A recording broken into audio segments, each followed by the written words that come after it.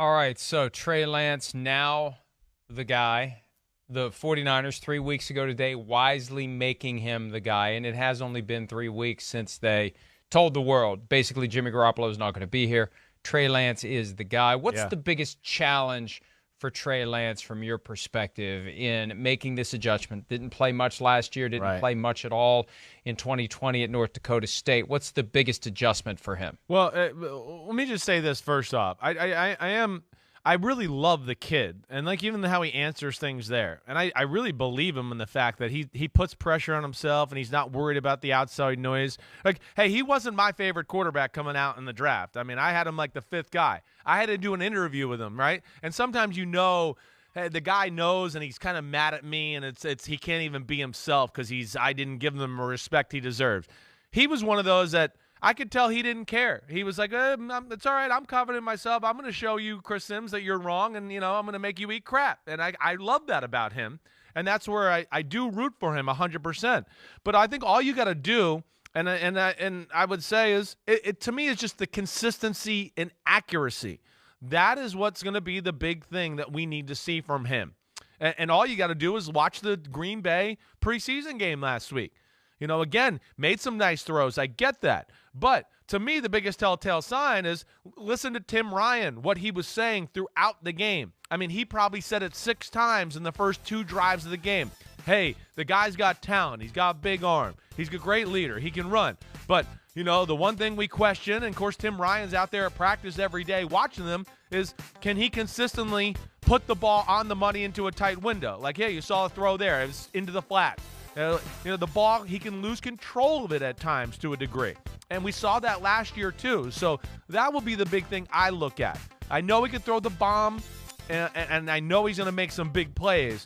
But on 3rd and 7, can he thread the needle, in between 2 defenders and hit the receiver on the run and all those type of stuff to make difference in a winning and losing a game? That's what I want to see. And it's that middle of the field stuff, right? Didn't you always criticize Jimmy Garoppolo? Is it which is it? It's not the middle of the field or the outside the numbers. They don't throw the ball. Yeah, they throw the ball in the middle of the field. That's yes. And to me, with the Trey Lance, see, this is where it might not be as consistently accurate. But I think with him, they can be more dangerous because you gotta defend more of the field, as we talk about all the time with great quarterbacks. Great quarterbacks make you defend everything, and you got a quarterback now who can throw the 20-yard out route and put it on a line drive and do something that way. And if I was Shanahan and Greasy and that group out there, I would err on having more of those plays.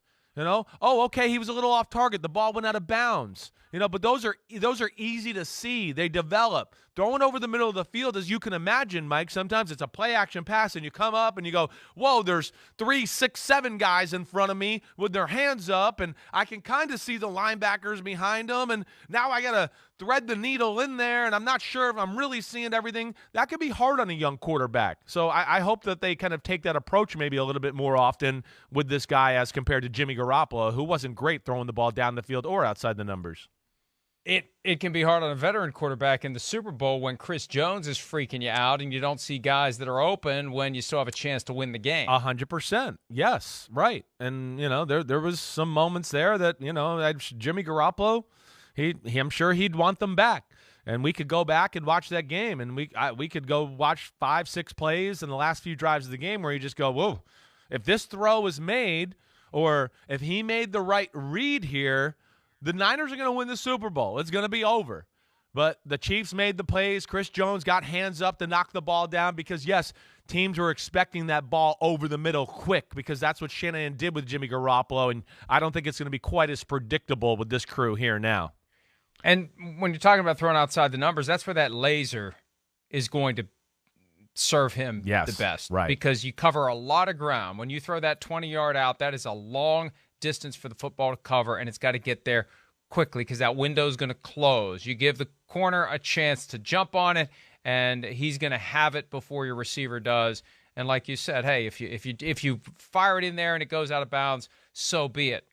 a lot less likely to be a disaster than a ball starts getting batted around Exactly in the middle of the field right. and somebody ends up with it in their hands and off they go. Right, exactly right. Or like what we saw, last year a few times where, he throws the ball so hard over the middle that even his own receiver is like defensive and it hits his hands and pops up in the air.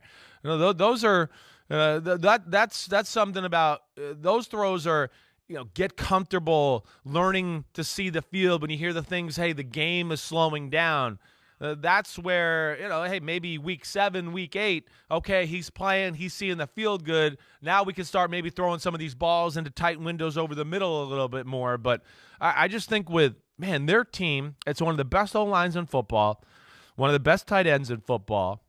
You got Debo, Brandon Ayuk, and the kid Gray that we saw catch the 70-yard touchdown who ran 4.3 at the combine from SMU, the stable of running backs they have, and then the genius of Shanahan, to me where, yeah, there might be some things that are a little more inconsistent at the quarterback position, but I think what we're both saying is they're going to be more dangerous. I don't give a damn that, the 6-yard throw over the middle might not be as consistently as good. I just think with the talent they have and then his skill set, Shanahan and company will devise something that's going to make them a more dangerous football team as long as he can stay healthy and as long as he doesn't, try to be Brett Favre and fit too many balls into tight windows and turn the ball over that way. And that's where I just look at the 49ers as a Super Bowl contender, 100%. Hi, I'm Mike Tirico, and thanks for watching. Make sure to hit subscribe for the latest news and highlights from NBC Sports.